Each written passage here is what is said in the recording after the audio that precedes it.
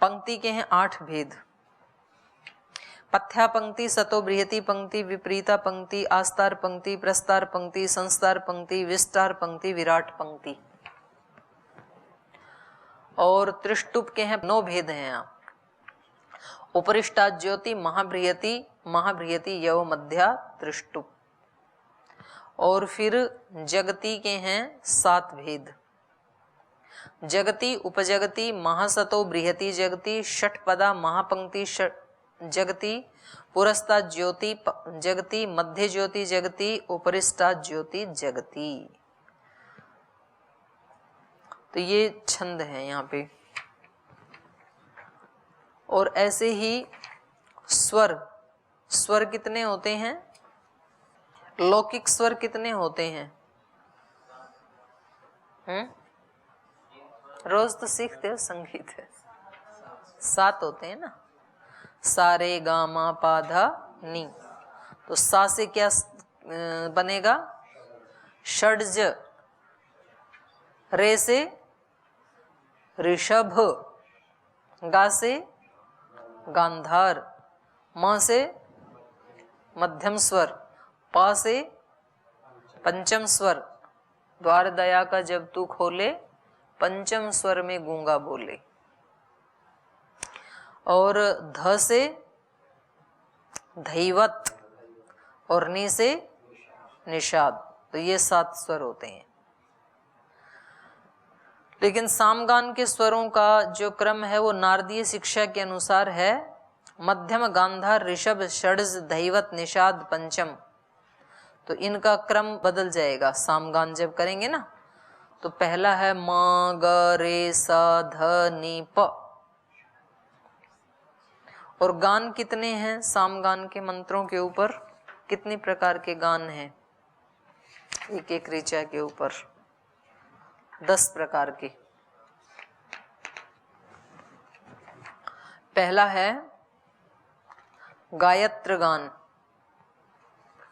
दूसरा रथंतर, तीसरा बृहत, चौथा वैरूप, पांचवा वैराज, छठा शाक्वर, सातवां रैवत, आठवां वामदेव्य गान और 9वां यज्ञ यज्ञीय गान और 10वां है राजन गान। और सब ऋचाओं के ऊपर नहीं, किस ऋचा पे कौन सा गान होगा वो भी निश्चित है। ऐसा नहीं कि जो मन में आई किसी एक भजन की कई सारी लय बना लो, टोन बना लो, ऐसा नहीं है। यहाँ सुनिश्चित है। तो ये ऋचाएं दी हैं यहाँ पर। जैसे रथंतर किस में गाया जाएगा, बृहति किस में गाया जाएगा, तो उसकी ऋचाएं सुनिश्चित की हुई हैं। जैसे वामदेव्य सामगान है ना, तो इसकी ऋचा है कया नश्चित्र आभूदूति सदा हृदय सखा कया सचिष्ठया वृता। उसमें देखते हैं ना आप, यज्ञ में अंत में जो संस्कार विधि है, उसमें जो संस्कार हैं उसमें अंत में फिर कहते हैं इस ऋचा से वामदेव गान करके सब अतिथियों को विदा करें। जैसे मूल ऋचा है अग्न आयाहि वीतये गृणानो हव्यदातये निहोता सत्सी बर्हिषि, ठीक है। इसके ऊपर जैसे गाना है तो इसका दिया है इन्होंने, ओग्ना ई आयाहि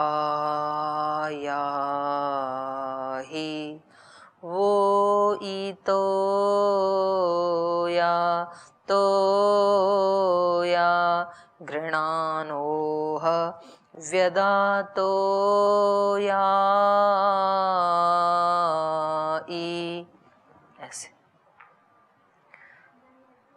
है। हाँ, जानवी जी को आता है, वो गाती थी। हाँ, लिखा है, मंत्र भी लिखा है। यहाँ कुल जिनके ऊपर गान है ऐसी ऋचाएं हैं 1198,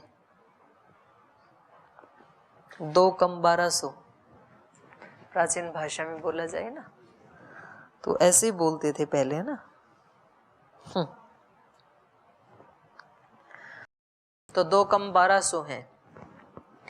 और इनके ऊपर 180 गान हैं, तो जिनमें 3 कांड हैं सामवेद के ना। पहला कांड है आग्नेय कांड, जिसमें अग्नि की स्तुति, उपासना, प्रार्थना आदि की गई है। तो इसके हैं 633 मंत्र जिन पे गान है। और ऐन्द्र कांड, जिसमें इंद्र की स्तुति, प्रार्थना, उपासना की गई है, उसमें है 384 गान। और पवमान कांड तीसरा है, इसके हैं 1 गान है इसमें, और 1462 ऋचाएं हैं जिन पे गान है। अरण्य गेय गान, जो अरण्य गेय गान है माने अरण्य के में गाने वाली जो ऋचाएं हैं, उनकी संख्या है 296। तो चलिए अब देवता के ऊपर ही आते हैं, है ना। ये बहुत सुंदर है, वैसे इन्होंने बहुत ही अच्छा लिखा है। ये पढ़ाएंगे आपको, ये भूमिका तो कम से कम पढ़नी चाहिए। इसमें ब्राह्मण ग्रंथों का भी परिचय है, जैसे तांडे ब्राह्मण में क्या है, और शतपथ में क्या है, षड्विंश ब्राह्मण में क्या है, जैमिनीय ब्राह्मण, या ब्राह्मण कितने हैं, 11। पहला तांडे महाब्राह्मण, दूसरा है षड्विंश ब्राह्मण, तीसरा है साम विधान ब्राह्मण, चौथा है देवताध्याय ब्राह्मण, 5वें आर्षे ब्राह्मण, 6ठा मंत्र ब्राह्मण, 7वां संहिता उपनिषद ब्राह्मण, 8वां वंश ब्राह्मण, 9वां जैमिनीय ब्राह्मण, और 10वां जैमिनीय आर्षे ब्राह्मण, 11वां जैमिनीय उपनिषद ब्राह्मण। और फिर ऐसे ही आरण्यक, स्रोत सूत्र, गृह सूत्र, धर्म सूत्र, प्रातिशाख्य, शिक्षा ग्रंथ, छंदो ग्रंथ, लक्षण ग्रंथ, इनका थोड़ा थोड़ा सा तो परिचय होना ही चाहिए सबका। इन्हीं में तो आ जाएंगे ना, वो इसमें आ जाएंगे ना, आर्षेय ब्राह्मण में।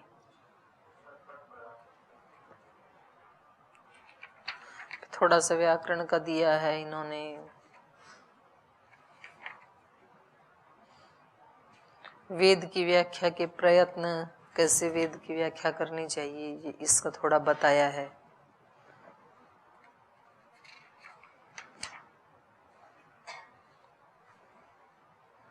महर्षि दयानंद ने कैसे वेदों के अनेकार्थता, वेद मंत्रों की अनेकार्थता, ऐतिहासिक अर्थों की उपेक्षा कैसे की उन्होंने ना, तो ये सारा इसमें लिखा है इन्होंने। तो ये थोड़ा सा जो आपका हेडिंग है वैदिक साहित्य का परिचय, तो ये इसी से ही पूरा होगा। ये सब जानने से ही वैदिक साहित्य से परिचय होगा। जैसे जो हम ऋग्वेद आदि भाष्य भूमिका पढ़ रहे हैं, तो इसमें जो वैदिक देव हैं उनके अर्थों का अनुसंधान महर्षि दयानंद जी ने कैसे किया। जैसे उन्होंने इस पे यजुर्वेद का, जो शुक्ल यजुर्वेद है, उसके ऊपर भाष्य किया है ना महर्षि दयानंद ने, तो उनका ये वेद भाष्य पूर्ववर्ती भाष्यों की अपेक्षा कुछ उसमें विशेषताएं हैं, नवीन विशेषताएं हैं। जैसे क्या क्या हैं, जैसे वेदों में अग्नि, वायु, इंद्र, अश्विनी, मित्र, वरुण, अर्यमा, रुद्र, सविता आदि पुल्लिंग देवों का, और अदिति, उषस, सरस्वती, पृथ्वी आदि स्त्रीलिंग देवताओं का पुनः पुनः वर्णन आता है।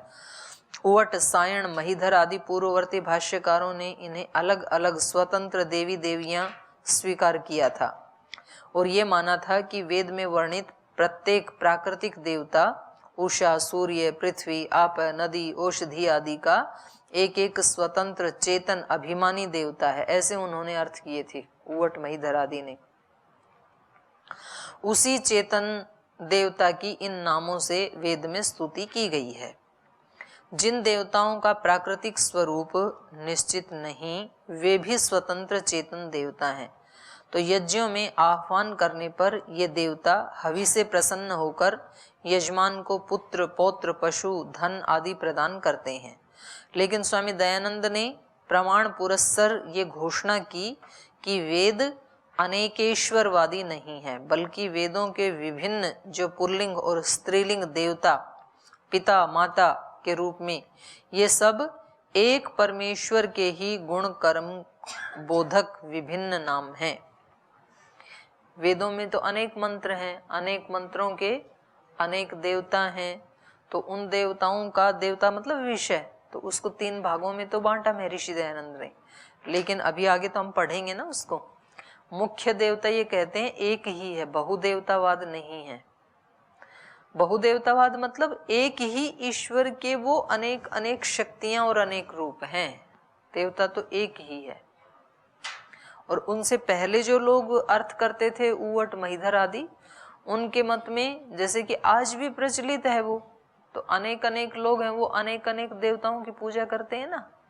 कोई हनुमान जी का पुजारी है, कोई शिव जी का है, कोई देवी का है, कोई ऐसे अलग अलग हैं। इन्होंने बताया कि ये सब उसी की शक्ति हैं।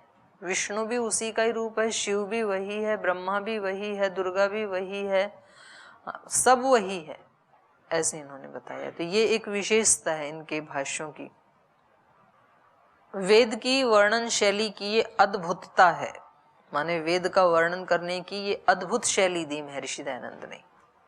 साथ ही वे देवता शरीर में आत्मा, मन, बुद्धि, प्राण, अपान, उदान, चक्षु, श्रोत्र आदि ये सब देवता हैं।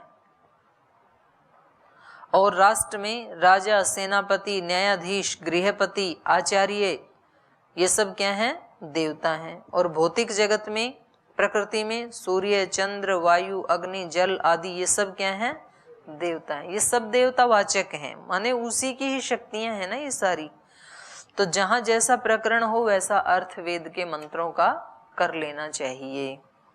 तो इस दृष्टि को ध्यान में रख करके दयानंद भाष्य में प्रसंग या औचित्य के अनुसार, जैसे अग्नि के अग्रणी एक अर्थ हो गया, विज्ञान स्वरूप दूसरा अर्थ हो गया, सर्व विद्या उपदेष्टा, तो जहां सर्व विद्या उपदेष्टा आएगा वहां अग्नि का अर्थ क्या लिया जाएगा? आचार्य, आचार्य ही उपदेश करता है। स्वयं प्रकाशमान है, तो कौन सा अर्थ लिया जाएगा? स्वयं प्रकाशमान है, स्वयं ही जो प्रकाशित है, तो वहां सूर्य भी लिया जाएगा, आत्मा भी लिया जाएगा, परमात्मा भी लिया जाएगा। प्रकाशक परमेश्वर, विद्वान, अध्यापक, उपदेशक, नायक, राजा, वीर, सेनापति, यज्ञाग्नि और शिल्प में प्रयोक्तव्य भौतिक अग्नि, ये सारे अर्थ किए जाएंगे। इंद्र को ऐश्वर्यशाली परमेश्वर, शत्रु विदारक राजा, जो शत्रु का भेदन कर दे, उस राजा को भी क्या कहेंगे? इंद्र। और जिसके पास बहुत ऐश्वर्य है उस व्यक्ति को भी क्या कहेंगे? इंद्र। और सभाशाला, सेनानी, न्यायाधीश, इनको भी क्या कहेंगे? इंद्र। विद्यार्थियों की जड़ता का विच्छेदक गुरु, वो भी क्या है? इंद्र। और वायु को भी कहा इंद्र, विद्युत को भी इंद्र, सूर्य को भी इंद्र। इन अर्थों में इनका ग्रहण किया जा सकता है, जहां जैसा प्रसंग है वहां वैसा अर्थ कर ले। रुद्र को कहा दुष्ट रोधक, दुष्टों को रुलाने वाला, तो दुष्टों को रुलाने वाला कौन कौन हो सकता है? परमात्मा। दूसरा जीवात्मा, जो अपने दुष्ट इंद्रियां हैं उनको जो सजग आत्मा है वो रुला देता है, इसलिए इनको रुद्र कहा। 11 देवता है ना रुद्र, 5 ज्ञानेंद्रियां, 5 कर्मेंद्रियां, 11वां मन। तो जब वो साधना में लगता है ना और ये अपने विषयों में भागती हैं, तो ये जो आत्मा है सशक्त आत्मा, वो इनको रुला देता है। हाँ हाँ, रुद्र ब्रह्मचारी रुला देता है। वो कहता है इस रास्ते पे चलना पड़ेगा, इधर नहीं। जिह्वा को बोलता है गिलोय काढ़ा पीना पड़ेगा, कोई चटपटा नहीं मांगना मेरे से। तो फिर जिह्वा रोती है कि किसके पल्ले पड़ गई। अपनी दृष्टि को बता देता है सब जगह ब्रह्म का ही दर्शन करना है, उससे ऊंचा नीचा नहीं देखना है। और दृष्टि कहती है मुझे तो आकर्षण चाहिए। तो इसलिए यहाँ जीवात्मा, वैद्य, वैद्य को भी रुद्र कहा क्योंकि वो भी रुला देता है ना, रोगी को कड़वा पिलाता है। वायु को भी रुद्र कहा,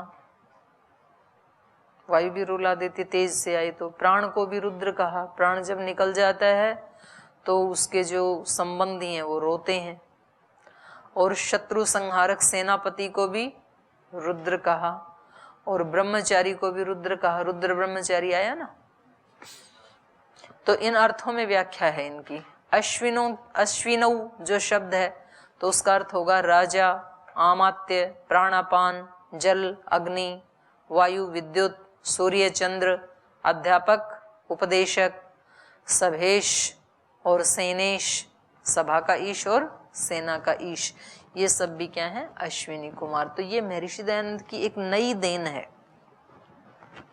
वैदिक देवियों की को भी स्वामी दयानंद ने भौतिक जगत और शरीर में घटाने के साथ साथ समाज में भी घटाया। उनके अनुसार भाष्य में जैसे उषा का अर्थ प्रभात वेला या संध्या के अतिरिक्त उषा के समान ज्ञान से समस्त रूपों की प्रकाशिका विदुषी स्त्री, उसको भी उषा कहा। इसी प्रकार सरस्वती का अर्थ वीणा और वेगवती नदी एक अर्थ। इसके अतिरिक्त विदुषी कन्या, इसके अतिरिक्त प्रशस्त ज्ञानवती विदुषी स्त्री, इसके अतिरिक्त प्रशस्त विज्ञान युक्त पत्नी, इसके अतिरिक्त हुआ शिक्षिता, माता और वेद आदि शास्त्र विज्ञान से युक्त अध्यापिका। ये सारे अर्थ किसके हैं? सरस्वती के। प्रचुरता के साथ वैदिक देवताओं को सामाजिक या राष्ट्रीय अर्थ में लेकर संपूर्ण मंत्र को सामाजिक या राष्ट्रपरक अर्थ में रंगत देना, ये महर्षि स्वामी दयानंद की महत्वपूर्ण देन है। ऐसे खोल दिया ना वेद के अर्थों को, नहीं तो सीमित कर रखा था। तो इससे पूर्व ब्राह्मण ग्रंथों में या ऐसे ही अन्य ग्रंथों में ऐसे अर्थों के क्वचित संकेत मात्र दिए थे, लेकिन स्वामी दयानंद ने वैदिक देवताओं के जो अर्थ किए हैं वे स्वयं वेदों से और ब्राह्मण ग्रंथों से और आरण्यक आदि साहित्य से समर्थित हैं। ऐसा भी नहीं कि उन्होंने मनमाना अर्थ कर दिया। ब्राह्मण ग्रंथों में भी वैसे अर्थ हैं, आरण्यक ग्रंथों में भी। आरण्यक ग्रंथ तो मैं पढ़ाऊंगी आपको, मेरा बहुत रुचि का विषय है, बहुत अच्छे हैं और भाषा भी ज्यादा क्लिष्ट नहीं है। वेदों में विविध विद्याओं का आविष्कार, तो ठीक है, इसको फिर पढ़ाएंगे आपको बाद में ना, सारी पढ़ाएंगे, तभी पूरा होगा वैदिक साहित्य का परिचय। अभी एक बार ये देवता वाला पढ़ लेते हैं जो हम कल पढ़ रहे थे। तो यहाँ आइए, अत्र परिगणनम, अब यहाँ पर परिगणन किया जा रहा है किसका? गायत्री आदि छंदोन्विता मंत्रा ईश्वराज्ञा यज्ञ यज्ञांगः यज्ञांगम प्रजापति परमेश्वरः नरः काम विद्वान अतिथि माता पिता आचार्यश्च इति कर्मकांडादीन प्रत्येता देवता संति। देवता कौन कौन है? गायत्री आदि छंदों में अन्वित जो मंत्र हैं उनमें जो देवता लिखे हैं, एक तो वो देवता हैं, फिर ईश्वर देवता है, ईश्वर आज्ञा देवता है, फिर जो अनादिष्ट मंत्र हैं उनका यज्ञ देवता है, कहीं कहीं अनादिष्ट मंत्रों का यज्ञांग देवता है, और कहीं अनादिष्ट मंत्रों का प्रजापति देवता है, प्रजापति परमेश्वर है ना, और कहीं कहीं जिनको नाराशंस कहा तो नरः संसंति यस्मिन या येषाम, तो उनका नरः देवता हो गई। फिर कामः, जिस कामना को लेकर के माने कल्पना करके कुछ जो अनादिष्ट मंत्र हैं उनका अपनी कल्पना के अनुसार भी देवता हो गई। फिर जो लौकिक देवता हैं उनमें विद्वान देवता, विद्वान को देवता कहा, अतिथि को भी देवता कहा, माता पिता आचार्य को भी देवता कहा, और कर्मकांड आदि न प्रत्येता देवता संति, और जो कर्मकांड आदियों के प्रत्येता हैं वो भी देवता हैं। तो उसमें कहीं कहीं वेद के मंत्र नहीं है ना, श्रोत सूत्र आदि हैं, और उनके जो देवता कहें वो भी देवता हैं। परंतु मंत्रेश्वरौ एव यज्ञ देवते भवत इति निश्चय, लेकिन कह रहे हैं यज्ञ में तो वेद के मंत्र और ईश्वर, इन्हीं को देवता माना गया है यज्ञ में। परंतु मंत्रेश्वरौ एव यज्ञ देवते भवत। मंत्र और ईश्वर, या तो मंत्र को देवता माना है या तो फिर प्रजापति को, ईश्वर को ही देवता माना है। कहाँ? यज्ञों में। अन्यच्च, और भी। देवता किस लिए होता है वो निरुक्त का ये बता रहे हैं। देवः कस्मात्? देवो दानात्, दानात्वा दीपनात्वा द्योतनात्वा द्योस्थानो वा भवति इति वा। तो देवता किसको कहा? जो देता है केवल। तो आपको यदि देवता बनना है तो जीवन में क्या शुरू करना है? केवल देना। देवताओं का हाथ कैसे रहता है? देने की मुद्रा में रहता है। और लेने वालों का हाथ कैसे रहता है? भगवान आपके द्वारे पर एक भिखारी आया है, 2 नैन कटोरे लाए, प्रभु दर्शन भिक्षा पाने को 2 नैन कटोरे लाए। तो कटोरे लेके, ये कटोरे लेके हम मंदिर में नहीं जाते, हम पूरे दिन भर भी कटोरा लेके ही खड़े रहते हैं। कभी अपने बच्चों के सामने, कभी अपने साथी के सामने, कहीं पति के सामने, कहीं पत्नी के सामने, कभी मित्र के सामने, कहीं पाचक के सामने। अभी जाओगे ना आप ऊपर, तो जो उन्होंने बनाया है वो तो दे ही देता है। हमें हमेशा चाहिए दूसरे से। आप थोड़ा सा अपना आचरण ऐसे बना लो ना, मेरे को खुशी मिल जाए। आप थोड़े से ऐसे बोला करो ना तो खुशी मिल जाए। ऐसी अपेक्षाएं जो हमारी बनी रहती हैं, ये क्या है? ये कटोरे वाली पोजीशन है। तो आप ये तय कर लें कि मुझे दिन भर केवल देना है। प्रेम प्रीति किसी से मांगनी नहीं है, देनी है सबको। जो भी संपर्क में आएंगे ना दिन भर, उन सबको देना है। सम्मान मांगना नहीं किसी से, बल्कि जो भी संपर्क में आएंगे छोटे बड़े दिन भर, उनको सम्मान देना है। नहीं तो व्यक्ति मांगता रहता है, जी उसने इंसल्ट कर दी तो मुझे चाहिए क्या था? सम्मान। उसने दे दिया क्या? अपमान। जो चाहता था वो मिला नहीं तो चाहा क्यों था? उसके पास जो है वो देगा। आपको क्या देना है वो आप तय करो। तो देवता किस लिए? देवता को, देवता क्यों बने देवता? देवो दानात्, देने से देवता बनता है। ये आत्मा, ये आत्मा की ही स्थितियां हैं, कोई अलग जाति नहीं है। आत्मा ही देवता कब बन जाती है? जब वो देने का संकल्प कर लेती है। तो मुझे अपने रूम में रहने वाले जो भाई बहन हैं उनको केवल देना है। सहानुभूति उनसे लेनी नहीं है, सहानुभूति देनी है। सेवा उनसे लेनी नहीं है, सेवा देनी है। सम्मान लेना नहीं, सम्मान देना है। और वो सम्मान ना दें तब, वो सम्मान ना दें तब भी देना है, क्योंकि वो मनुष्य है, मैं देवता हूं। तो मंदिर में कोई भी जाए, अमीर जाए गरीब जाए, देवता का हाथ हमेशा कैसे रहता है? ऐसे ही रहता है। कोई वहां जाके झगड़ा करे, आप कैसे भगवान हो, आपने मेरे जीवन में ये किया, तब भी हाथ कैसे रहता है? ऐसे नहीं होता है, करो पिटाई। तो इसलिए वो देवता हैं। हर स्थिति में उनके साथ कोई झगड़ा करे, उनको कोई उल्हाना दे, उनको कोई ब्लेम करे, तेरे यहाँ रोज आके दिया जलाती हूँ और फिर मेरे जीवन में ऐसा आया, तो ये सब आप ही कर रहे हो, वो नहीं कर रही। ये सब तुम्हारी ही जालसाजी है, कोई न्यायकारी नहीं हो। तो उनके ऊपर आरोप लगाए, प्रत्यारोप लगाए, उल्हाना दिया, उनको अन्यायी बताया, तो भी उनका हाथ देवता का मंदिर में कैसे रहता है? ऐसे ही रहता है। वो देते ही हैं।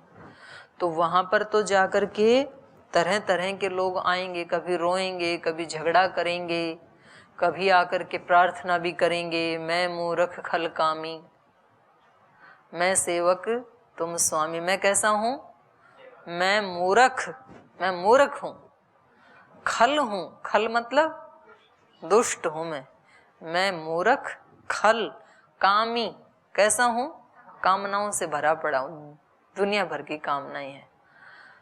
तो मैं तो ऐसा ऐसा हूँ, वहां तो बोलता है व्यक्ति कि मैं कैसा हूँ, दुष्ट हूँ, मूर्ख हूँ, कामनाओं से भरा हुआ हूँ।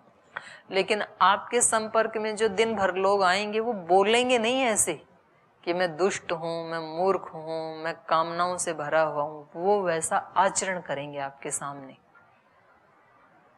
वो नीचता का आचरण करेंगे, दुष्टता का आचरण करेंगे, कामनाओं का आचरण करेंगे, मूर्खता का आचरण करेंगे।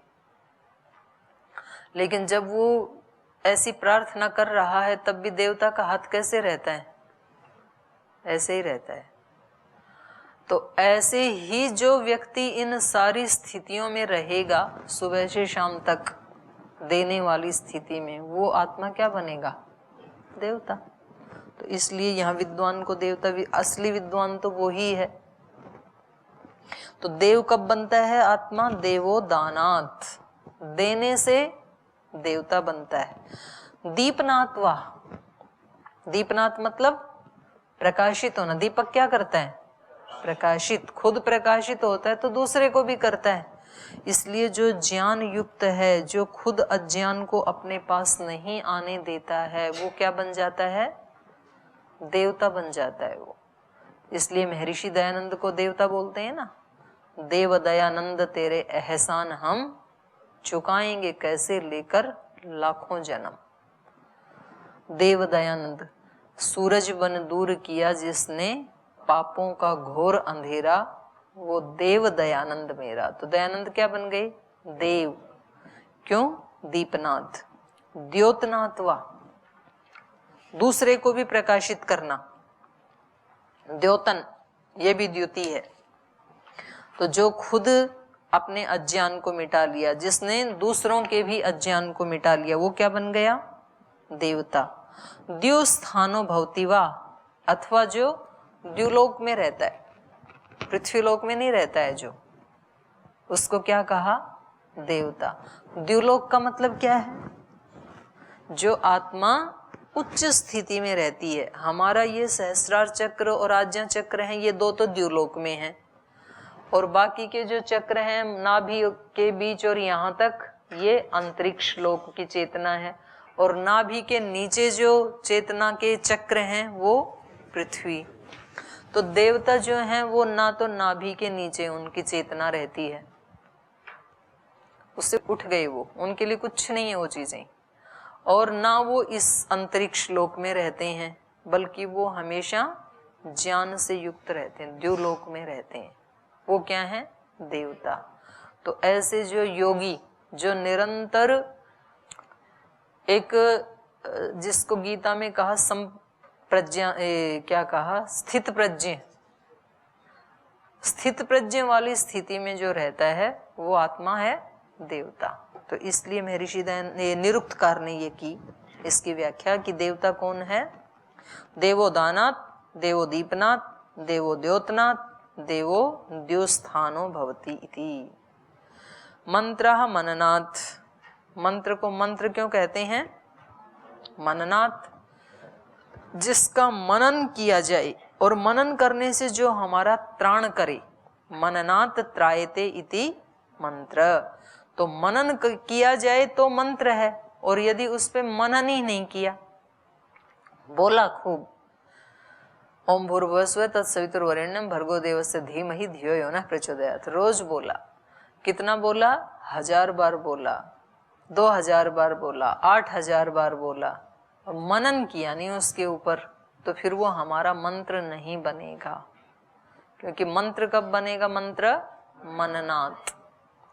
और मनन करेंगे तभी वो त्राण करेगा।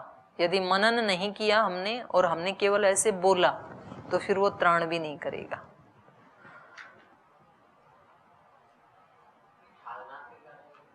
वो छंद आएगा।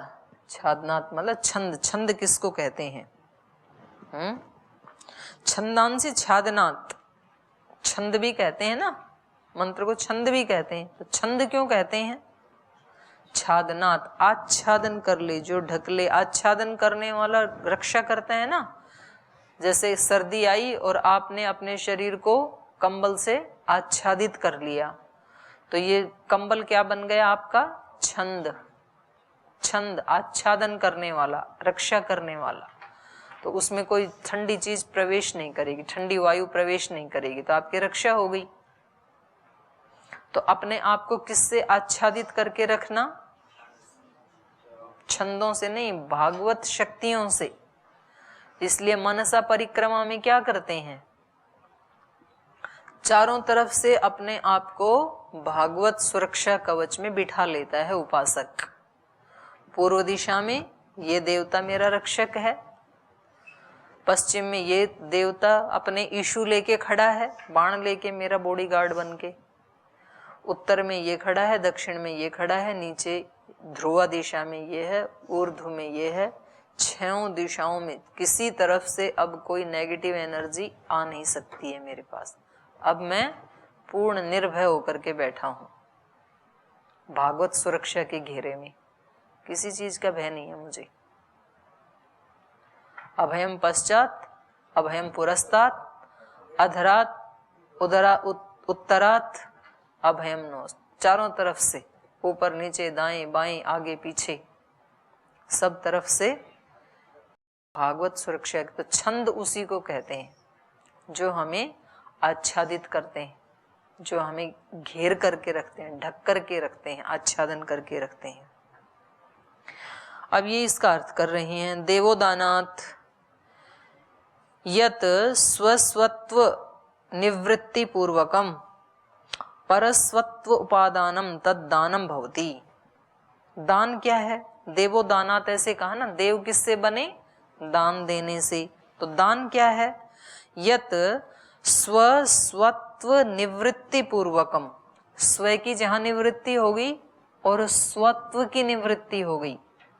मैं नहीं हूं, मेरा नहीं है, मैं नहीं, मेरा नहीं, और परस्वत्वोत्पादनम, और दूसरे को देना।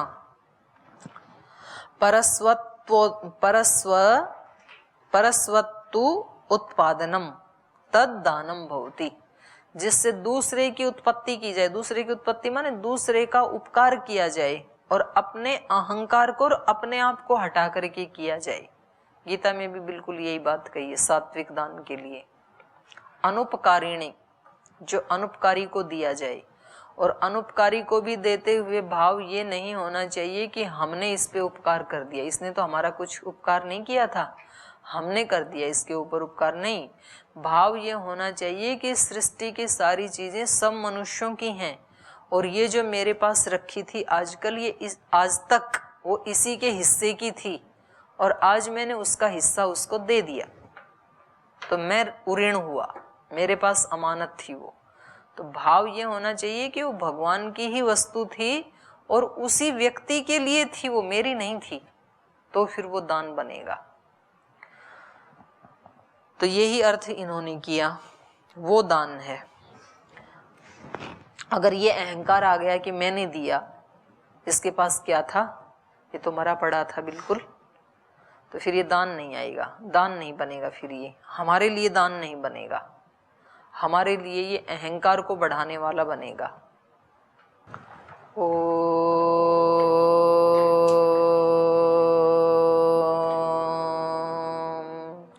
शांति शांति शांति।